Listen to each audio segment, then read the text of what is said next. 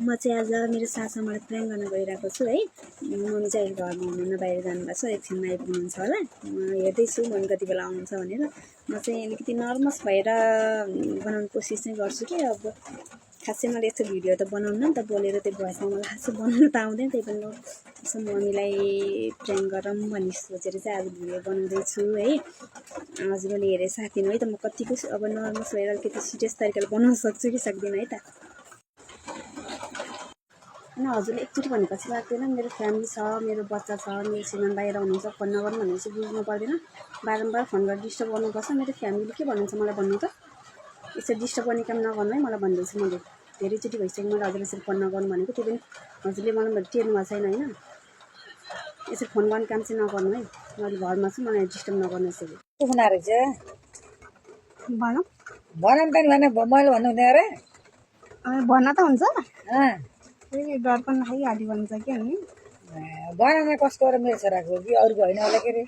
अरूकै के हुनु त, अरूको बाइक हेरेर फोन गर्छ नि। होइन उठायो नि त, सुन्नु कुरा पहिला। अब यही भयो, यस्तै भन्नुहुन्छ भने भन्नु मन नलाग्यो मलाई। गाली नगर्नु है, छोरा नहो भन्नु है। नचाहिने कुरा गरेको गाली गरेर चाहिने कुरा भन्नु पऱ्यो, नचाहिने कुरा म गाली गर्नु पऱ्यो, सम्झाउनु पऱ्यो, सराउनु पऱ्यो, माया गर्नु पऱ्यो नि। चाहिने गर्नु पऱ्यो, नचाहिने गरेर भन्नु भएन नि त। म चाहिँ अब सासु जस्तो लाग्दैन नि त हजुरलाई होइन। सबै कुरा भन्नु मलाई चाहिँ बुझाउन मन लाग्दैन मलाई। अनि अब केही भन्यो भने हजुरले सल्लाह दिनुहुन्छ, यस्तो गर उस्तो गर भन्नुहुन्छ नि त। अनि सबै कुरा सोध्न मन लाग्छ, भन्न मन लाग्छ, मनमा राख्न मन लाग्दैन कि। चाहिँदै त म भनिहाल्छु, नचाहिँदो कुरा त सोच्दैन। चाहिँदो कुरा त यस्तो नानी उस्तो नानी सम्झाउने गर्छु, नचाहिँदो कुरा त म चित्तै गर्दैन नि त। नचाहिँदो कुरा मैले भन्न पाउनुहुन्छ, मजाले पाउँछु, गाली गर्नु पाउनुहुन्छ, किन पनि परिया भुतलानी पाउँछु नि त। पाउनुहुन्छ सबै। अब अधिकार त सबै हजुरको छोराको जम्मै माइतीको हक सक्यो, सबै यताको हक छ। जे गरे पनि पाउँछ भने बोलाउने, माया गर्ने, गाली गर्ने, सर्व सबै कुरा मेरो हातमा छ नि त। जसले माया गर्छ त्यही गाली गर्ने, सम्झाउने त्यसैले गर्छ। होइन यहाँ बनाउन खोजेको थिएँ अनि यहाँ मिलेन कि मम्मीले एउटा कुरा भन्न लागेको थियो नि, बनाउनु लागेको थियो यहाँ यतिकै टिकटक बनाउनु लागेको थियो। मम्मी नगर्नु नि भान्जा यो भान्जा पनि साह्रै गति जाउनु न। मैले भन्नु लागेको कुरा कि अब छोरा घर आउने बेला भएको नि त होइन। त्यो एउटा मान्छेले फोन गरेर गर्छ कि होइन। अनि मैले फोन नगर्नु, मेरो बच्चा छ, मेरो बुढा बाहिर आउनुहुन्छ, यसरी मलाई डिस्टर्ब नगर्नु भनेको फोन गरे गर्छ कि मैले ब्लक गरिदिएँ। फेरि अर्को आइडीबाट गरे गर्छ कि। अनि मैले कराएको त अनि जति कराए नि हुन्न। पछि मेरो बुढालाई भन्छु भन्दा नि भन, तिम्रो बुढालाई थाहा भयो भने म तिमीलाई ल्याउन पाउँछु होइन। तिम्रो बुढाले तिमीलाई छोडिदिन्छ नि, मैले आउनु पाइहाल्छु तिमीलाई भन्छ कि। त्यही भनेको। अनि अब बुढा अब तपाईँको छोरा घर आउने बेला भयो, अनि त्यसले फोन गरे अन्त अनि मलाई त मार्छ नि त। त्यो सबै कुरा मारिदिनु त नि।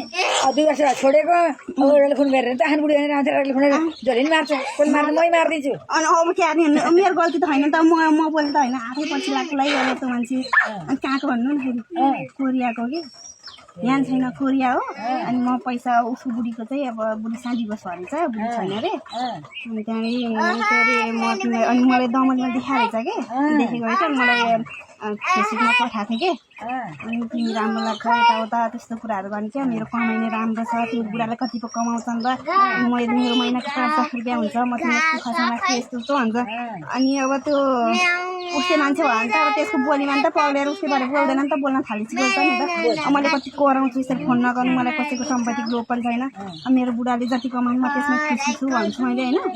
त्यो मान्छेले त्यही पनि के अरे अघि सुन्न नि, त्यहाँभित्र कति खानाकै गर्थ्यो। बोला खान्छु कि फेरि अर्को आइडी खोलेर म तर्की छु, कति भइसक्यो, 1 वर्ष भइसक्यो। अर्को बोल्न खरे अब यो मोबाइलै गायब बनाएर मोबाइल सिमाले सिम होइन क्या, म्यासेन्जर हो त। छोरासँग पुरानो म्यासेन्जर त खोलिन्छ नि हो, त्यसमा म्यासेन्जरमा गर्ने हो कि नम्बरमा होइन। अनि त्यही भएर म त्यो मान्छेले फेरि फोन गर्छ होला अहिले बेलुका, भिडियो कलमा चाहिँ गर्छ कि म देखाइदिन्छु हजुरलाई होइन। अनि के भन्नुपर्छ, मस्तल फर्काइदिनु, मेरो छोरा आउने बेला भयो यसरी मेरो बुहारीलाई फोन नगर, मेरो बुहारी हो यहाँ घरमा छन् भनेर कराउनु है। म देखाउँछु कि साँच्ची भनेको।